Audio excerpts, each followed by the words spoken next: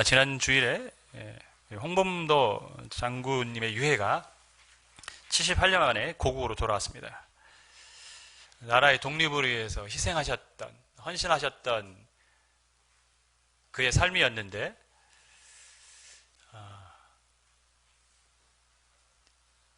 비록 유해지만 자신이 꿈꿨던 그 독립된 나라에 돌아왔다라는 것 자체가 얼마나 의미가 있고 감격스러운 일일까 생각해 보았습니다. 마치 성경의 한 장면이 떠올랐어요. 이스라엘 백성들이 애굽에서 가나안으로 갈 때 요셉이 그들에게 유언을 남긴 게 있죠. 내 해골을 가지고 가라. 내 유골을 가지고 가달라. 그러니까 요셉의 꿈도 하나님이 약속하신 가나안 땅에 가는 거였어요. 비록 내가 그 땅은 내가 살아서는 못 가지만 내 뼈라도 거기에 묻혀졌으면 좋겠다는 마음이 있었는데 아마 그러한 느낌이지 않았을까라는 좀 생각이 들었어요. 독립을 위해서 헌신하고 희생한 그 나라에 유해가 돌아올 때의 그 느낌. 그래서 오늘 참 감격스러운 일이었다라고 생각이 듭니다. 바벨론에서 이스라엘 백성들이 포로 생활, 끌려가서 살아가고 있습니다. 그들에게는 꿈이 있습니다. 무슨 꿈입니까? 다시 돌아가는 것이죠. 그 나라로 언제 돌아갈까? 그렇게 꿈꾸고 살았는데 그 꿈이 이제 그들 앞에 보이기 시작합니다. 왜냐하면 하나님이 약속의 말씀을 주셨기 때문입니다. 위로하라, 위로하라, 내 백성을 위로하라. 그러면서 뭐라고 하십니까? 너의 고역이 끝났다. 고역의 때가 끝났다. 바벨론의 포로 생활이 끝났다. 내가 너희를 용서했다. 이렇게 위로의 메시지가 전해집니다. 그러면서 오늘 본문을 보면 그 위로의 메시지 다음에 두 번째 메시지를 선지자를 통해서 전하게 하십니다. 그게 무엇이냐면 3절을 보면 너희는 광야에서 여호와의 길을 예비하라. 사막에서 우리 하나님의 대로를 평탄하게 하라. 그래서 우리가 이 3절에서 좀 중요하게 생각해야 될 그러한 단어들이 있습니다. 광야, 사막이라는 것이죠. 광야, 사막하면 어떤 게 연상이 되십니까? 광야는 아무것도 없는 황량한 곳이라고 생각할 수도 있지만 실은 광야는 높은 산도 있고 낮은 산도 있고 이게 거친 곳이 광야입니다.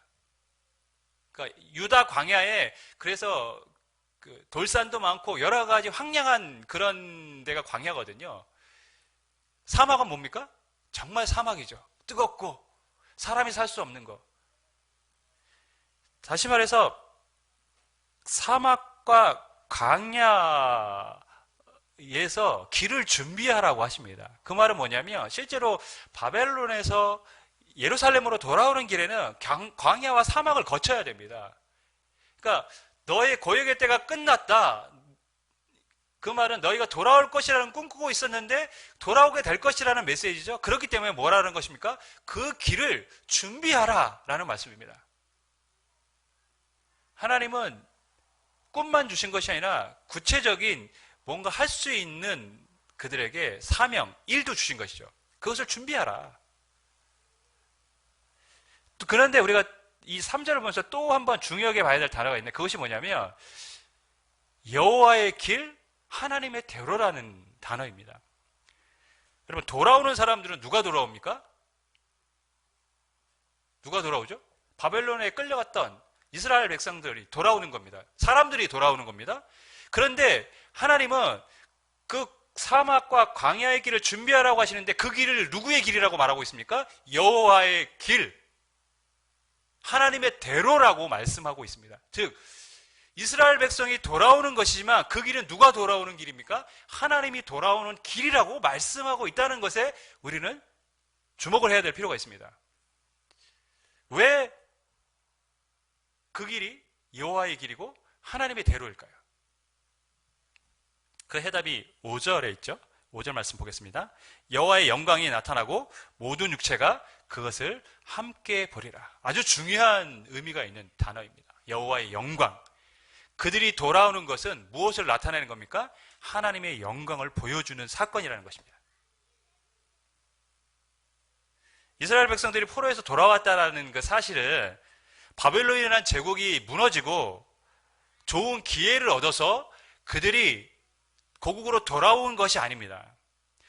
하나님께서는 선지자들을 통해서 이스라엘을 유다뿐만 아니라 범죄한 모든 나라도 하나님이 심판하신다고 하셨어요. 그것이 예언의 말씀이고, 예언의 말씀처럼 이스라엘과 유다는 심판을 받았고 유다의 백성들은 지금 바벨론으로 끌려간 것입니다.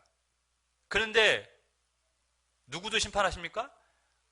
범죄한 모든 나라를 심판하십니다.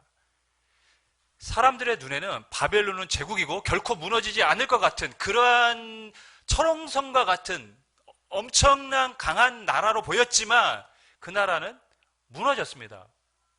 죄범한 바벨론은 하나님의 심판을 받은 것입니다. 그러니까 그들이 돌아왔다는 것은 무엇을 의미합니까?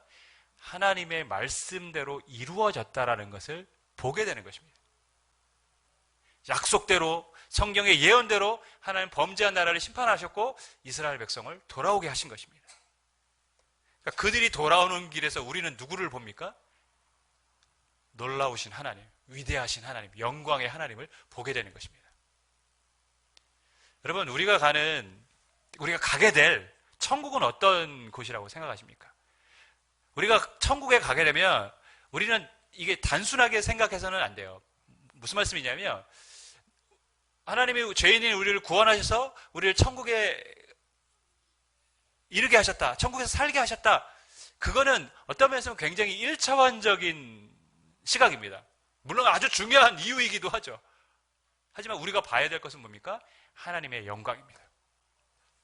이 세상은요, 여전히 하나님의 말씀과 하나님의 말씀이 아닌 것과 굉장히 뭐하고 있습니까? 싸움을 벌이고 있습니다. 성경을 믿고 그 말씀대로 살아가는 성도들이 있고 성경을 믿지 않고 자신 인간이 만든 세상으로 인간이 보는 세상의 기준과 어떠한 규칙을 가지고 세계를 바라보는 사람들이 있습니다. 그 안에서 우리는 살아가고 있어요. 그러면서 때로는 그 사람들의 소리에 연약해지기도 하고 흔들리기도 하는 것이 실제 그리스도인들의 모습입니다. 그런데 우리는 그 나라에 가게 되면 천국에 갈 때 알게 될 것입니다. 하나님의 말씀이 진실이었다는 것을.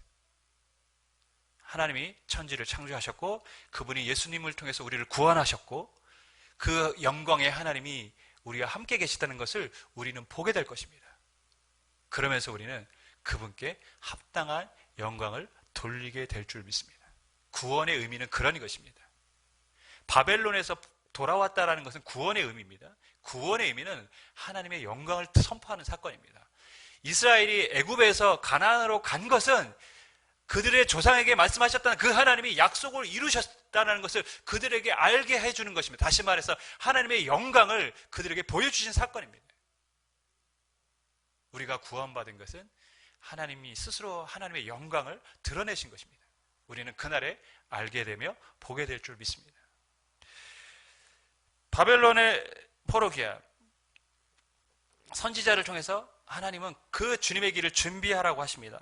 근데 이 선지자가 이런 질문을 하죠. 외치는 자여, 네가 이제 말하라 하니까 선지자가 이런 말을 합니다. 내가 무엇이라 외치리까?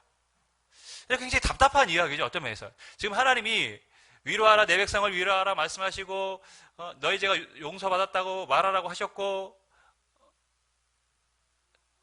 하나님께서 명령을 하셔서 주의 길을 준비하라고 하셨는데 이 선지자는 내가 무엇을 외쳐야 합니까? 라고 묻습니다. 여기서 무엇이라는 이 의미가 몰라서 묻는 의미가 아니라 선지자가 생각하기에는 과연 하나님의 말씀이 이루어질까에 대한 약간의 의심을 갖고 던지는 질문이에요. 내가 정말 이 상황에서 무엇이라고 말해야 하는 것입니까?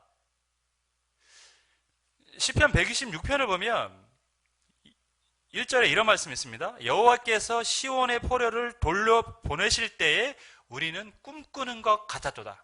그러니까 이스라엘 백성이 포로에서 돌아오는 그 날에 그들이 무슨 생각을 한 것입니까? 꿈만 같았다는 것입니다. 믿기지 않았다는 거예요. 다시 말해서 그들은 기대하고 바라고는 있었지만 그게 이루어질까에 대한 것에 대해서는 확신하지 못하고 있었다는 것이죠. 선지자도 같은 마음이었음을 알 수 있습니다. 과연 이루어질까? 그러니까 묻는 것입니다. 내가 무엇이라 외쳐야 됩니까? 그 질문에 대해서 하나님께서 이렇게 말씀하십니다. 풀은 마르고 꽃은 시드나 우리 하나님의 말씀은 영원히 서리라. 6절에 보면 모든 육체는 풀이요 그의 모든 아름다움은 들의 꽃과 같으니, 그러니까 인간의 모든 영화를 풀과 꽃의 아름다움으로 비유를 하셨어요. 그죠? 풀과 꽃의 아름다움인데 그거는 시든다는 겁니다. 왜? 하나님께서 시들게 하신다는 겁니다. 하나님의 바람이 불면 시든다는 겁니다. 바벨론이 너희들의 눈에 보기에는 지금 너무 큰 제국이라 무너지지 않을 것 같지만 결국에는 시들어 버린다는 것이죠. 왜? 하나님이 그렇게 하신다는 것입니다. 하나님의 말씀을 믿지 못하는 그들에게 바벨론 무너질 것이다. 인간의 영화는 끝이 있다. 하지만 무엇이 영원합니까? 하나님의 말씀은 영원히 설 것이다. 내가 말하였다. 그 말씀은 반드시 너희들에게 성취될 것이다. 하나님이 약속하셨고 실제로 주전 537년에 이스라엘 백성들이 바벨론에서 예루살렘으로 귀국을 하게 됩니다. 하나님의 말씀은 영원합니다. 하나님의 말씀은 반드시 이 땅 가운데서 성취가 되어집니다. 우리는 그래서 세상에 변하는 사라지는 부귀영화를 바라보며 살아야 되는 사람들이 아니라 언젠간 이루어질 하나님의 약속을 반드시 붙잡고 살아야 되는 줄 믿습니다. 우리는 말씀을 붙잡고 살아야 되는 사람들, 그것이 성도의 모습입니다. 근데 오늘 여기서 우리가 또한 살펴봐야 될 게 여호와의 길에 대한 약간은 성경적 의미, 신학적인 의미에 대해서 살펴볼 필요가 있습니다. 성경의 예언, 즉 여호와의 길을 예비하라라는 이 예언적인 말씀은, 원래 이 예언의 말씀이 성경에는요 굉장히 여러 시대를 바라보면서 했던 말씀들이 많습니다. 예를 들면 이 말씀이 바벨론에서 포로로 귀환하는 그 당시 구약 시대에는 그들에게 대한 말씀이기도 하지만 신약으로 오면 누구에 대한 말씀입니까? 예수님에 대한 말씀이기도 합니다. 광야에서 외치는 자의 소리, 주의 길을 준비하는 자 누구입니까? 세례 요한에 대한 말씀이었습니다. 그래서 그 길이 여호와의 길이고 하나님의 대로고 영광으로 오실 그 메시아에 대한 예언의 말씀이었던 것이죠. 하나님은 바벨론에서 돌아오겠다는 그 예언의 말씀만 한 것이 아니라 이 말씀을 통해서 이 땅의 통치자로 왕으로 예수님께서 목자로 오실 것임을 또한 예언하고 계신 것입니다. 그리고 그 광야에 외치는 자의 소리를 준비시켰습니다. 누구입니까? 세례 요한입니다. 우리 시대에 이 예언의 말씀은 여전히 유효합니다. 신약의 말씀으로 완벽하게 또한 완성된 것은 아닙니다.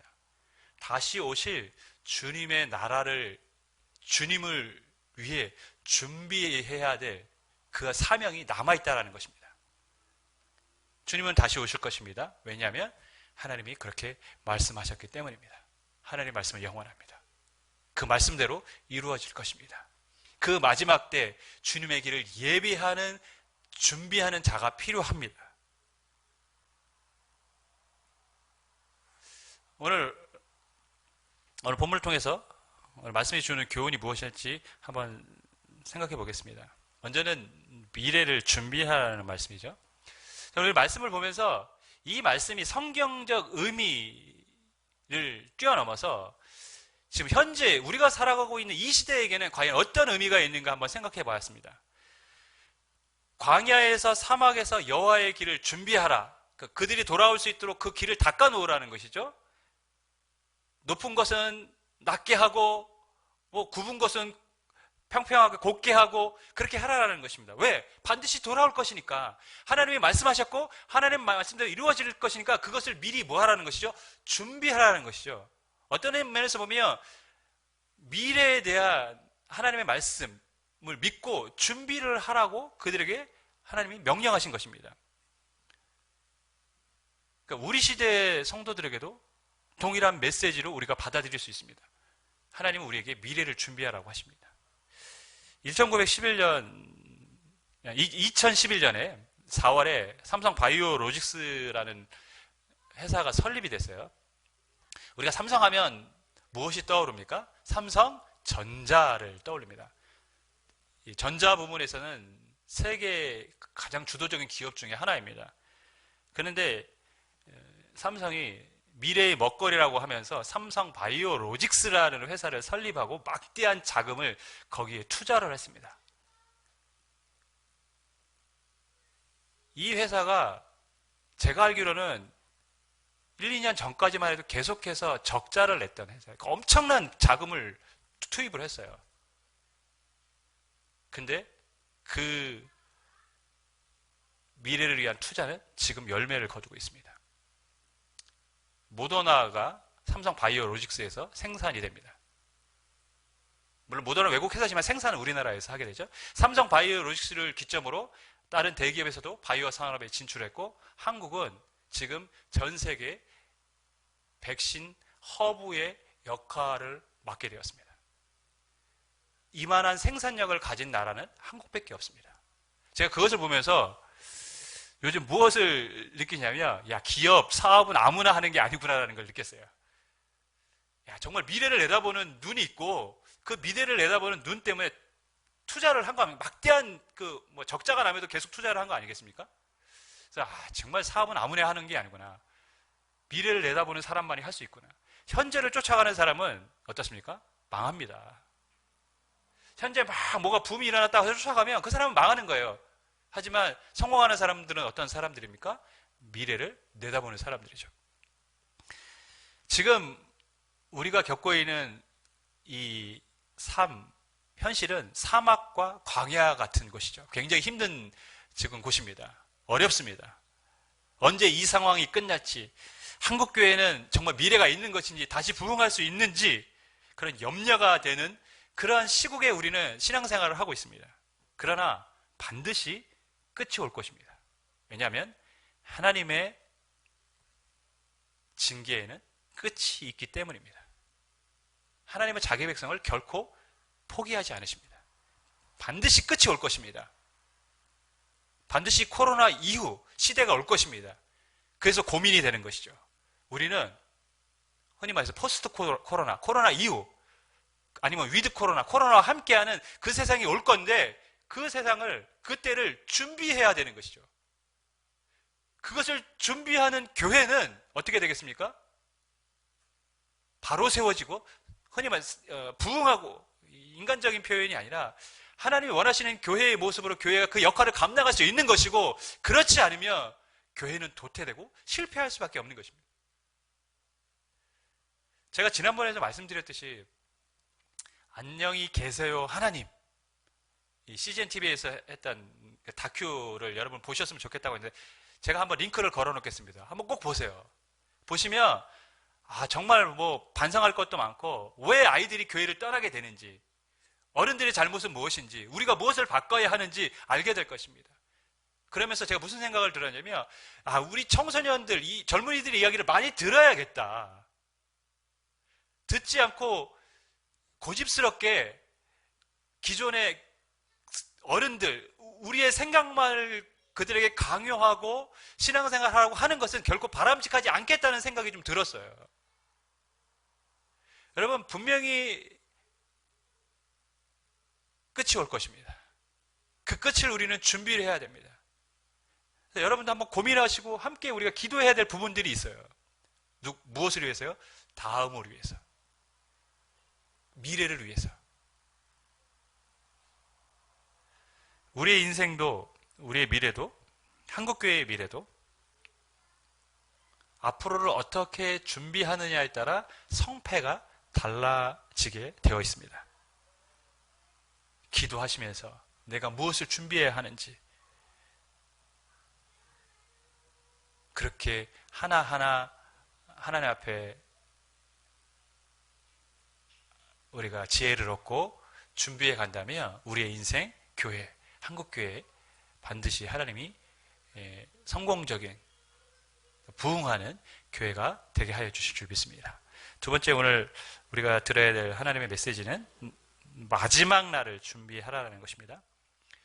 제가 아까도 말씀드렸듯이 여호와의 길을 예배하라는 말씀은 아직 완전히 성취된 하나님의 말씀이 아닙니다. 예수님의 오심을 통해 세례 요한을 준비하시겠다는 말씀이기도 했고 그것이 성취된 말씀이기도 하지만 다시 오실 그 주님의 길을 예비하라고 우리에게 주시는 말씀이기도 합니다. 그리고 어떤 면에서 보면 하나님이 다시 오실 주님의 길을 예비하기 위해서 이스라엘 백성을 세례 요한을 주님이 처음 오실 때 준비하셨던 민족과 사람 아닙니까? 이 마지막 주님이 다시 오실 그날을 위해서 하나님이 준비시키시는 민족이 있고 사람이 있다는 것이죠. 저는 그 나라가 단연코 우리 대한민국이라고 믿습니다. 한국 교회, 세계 교회에 역사적으로 굉장히 특별한 일들이 많았던 유례 없는 그런 하나님의 특별한 간섭과 은혜가 있었습니다. 교회만 그렇습니까? 이 사회, 이 민족의 역사도 그렇습니다. 저는요, 속된 말로 요즘 국뽕이라고 하죠. 그죠? 국가에 대한 자부심. 요즘 저는 이렇게 뉴스를 보면 막 그런 국뽕이 생깁니다. 자부심이 막 생겨요. 며칠 전 CNN에서 한국에 대한 방송을 하면서 이런 말을 했어요. 5년 뒤에 미래를 보고 싶냐? 그럼 한국에 가라 이랬어요. 한국은 지금 다른 세상보다 5년 앞서 있다는 것이죠. 놀라운 일 아닙니까? 영국 BBC에서는 며칠 전에 뭐라고 했냐면 과거에는 강대국이 군사와 경제력으로 평가가 되었다. 한국에 대한 특별방송을 정말 장시간 했어요. 그러나 지금은 군사력과 경제력만으로 강대국을 설명할 수는 없다. 그래서 한국에 대해 한국은 군사력도 강하고, 군사력 세계 6인가 7인가, 그러죠? 경제적으로도 굉장히 부국이고, 점점점 한국의 위상이 올라갑니다. 그러면서 하는 말이 한 가지를 더 추가했어요. 문화 강국이 되어야 된다. 왜냐하면 그 문화는 전 세계 사람들에게 영향을 주기 때문이다. 그런데 지금 한국은 K-팝, 영화, 드라마 모든 부분에서 사람들에게 영향을 주고 있다. 그러면서 BBC에서 뭐라고 했냐면 놀라지 마십시오. 한국은 얼마 가지 않아 초강대국이 될 수 있다. 이렇게 평가를 했습니다. 국뽕이 차오르지 않습니까? 한국에 대한 평가가 이렇습니다. 우리만 모르고 있죠. 하나님의 특별한 은혜가 이 민족 가운데 있는 줄 믿습니다. 불과 전쟁의 폐허 속에서 세계에서 가장 가난한 나라였던 이 나라가 70년 만에 지금 세계에서 가장 주목받고 위상이 높아진 나라가 되어가고 있습니다. 과연 우리만의 힘이었을까요? 하나님의 은혜가 있었을까요? 하나님의 은혜가 있는 줄 믿습니다.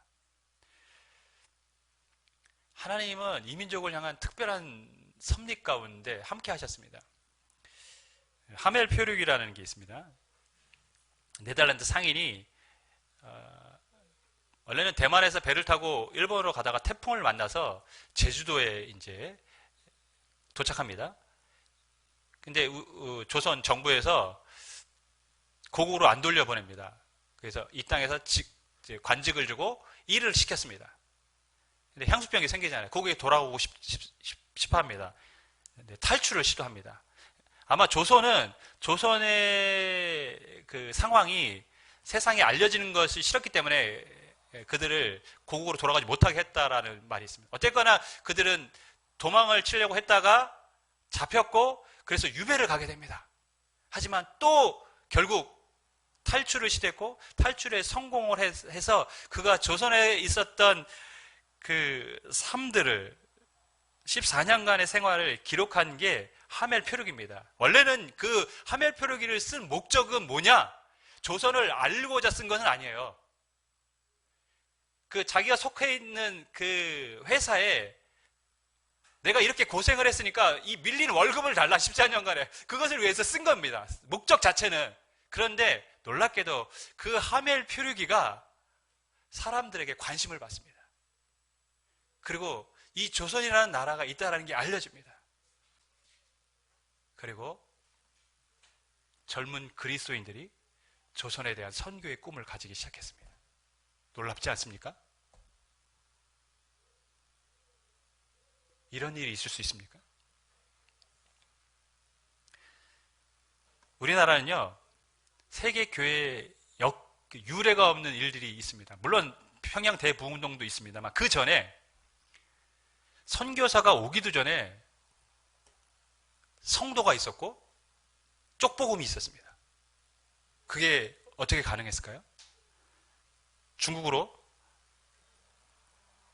일본으로, 사신으로 가서 복음을 전해 듣고 예수님을 믿고 쪽복음을 써가지고 고국으로 돌아온 겁니다. 세계에 그런 민족이 없습니다. 선교사가 오기 전에 복음을 듣고 쪽복음이 있었다. 하나님이 이 민족에게 특별하게 역사하셨음을 우리가 알 수 있습니다. 여러분, 우리가 이 세상에서 주목받는 이유는 무엇입니까? 왜 한국의 이상은 계속 높아지는 것일까요? 다시 오실 주님의 길을 준비하도록 하나님이 우리를 사용하시려는 계획인 줄 믿습니다. 여러분, 세계교회에서 놀라운 부흥의 역사를, 성령의 부흥의 역사를 경험한 나라, 지금도 청년들이 선교하기 위해서 헌신하는 나라, 아프리카 빈민촌의 중동의 위험지역에 여전히 복음을 위해서 헌신하는 선교사들이 있는 나라, 나를 사용하여 달라고 지금도 수많은 젊은이들이 하나님 앞에 자원하는 나라, 그것이 지금의 대한민국입니다. 이 복음이 온 세상에 전파될 때야 그때야 끝이 온다고 하셨습니다. 하나님은 그 끝을 준비하도록 이 민족을 지금 사용하고 계시는 줄 믿습니다. 며칠 전에 그 아프가니스탄 난민 구출을 하는 것 때문에 큰 뉴스거리가 되었습니다. 일명 미라클 작전이라는 작전을 성공하면서 한국은 뭐 방역뿐만 아니라 또다시 이 구출 작전에 성공하면서 전 세계의 뉴스에 지금 화제가 되고 있고 칭찬을 받고 있습니다. CNN 앵커는 한국의 이 미라클 작전과 그들에 대한 섬김, 그 세세한 돌봄을 얘기하면서 눈물을 흘리기까지 했습니다. 그러면서 한국은 다르다고 얘기합니다. 한국은 다르다. 놀랍게도 우리나라가 구출한 다음 IS의 부장 테러 단체 공항 테러로 수많은 사람들이 인명을 잃게 되었습니다. 그러면서 이제 난민을 구출하는 게 굉장히 어려운 지금 지경에 놓이게 되었습니다. 만일 단 하루라도 늦었다면 어떻게 되었을까요? 단 하루라도 늦었다면 우리도 실패했을 것입니다. 단 하루가 390명의 아프간인들의 인생을, 운명을 바꿔놨습니다. 또한 한국의 위상을 높여주었습니다. 우연일까요? 운이 좋아서일까요? 아니면 우리의 능력이 뛰어나서일까요? 저는 그 박수현 청와대 국민소통수석이 이 작전에 대해서 평가하면서 했던 말이 참 인상을 받았습니다. 아주 위험한 작전이었지만 천운이었다. 천운이었다는 것이죠. 그렇습니다. 천운이었습니다. 하늘의 은혜가 있었습니다. 하늘의 도우심이 있었습니다.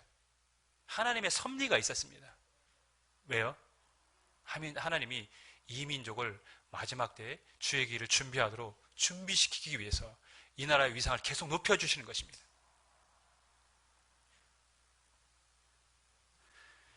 우리는 주의 길을 준비하도록, 예배하도록 부름받은 성도며 민족인 줄 믿습니다. 그래서 우리가 해야 될 일이 무엇입니까? 주님의 오실 그 길을 준비하는 삶을 살아가는 것입니다. 더 많은 사람들을 섬기고 더 많은 사람들을 구원하고 복음을 전하는 일에 우리는 기꺼이 우리의 삶을, 또 우리의 목적을, 인생의 목적을 그것에 놓아야 될 줄 믿습니다. 그리고 그렇게 살아가라고 하는 자에게 더 큰 은혜로 하나님이 함께 하시며 더 높이 세워주실 줄 믿습니다. 오늘도 그 하나님의 부르심에 합당한 삶을 삶으로 주신 소명을 이루는 저와 여러분 교회가 되기를 주님의 이름으로 간절히 축원하겠습니다. 아멘.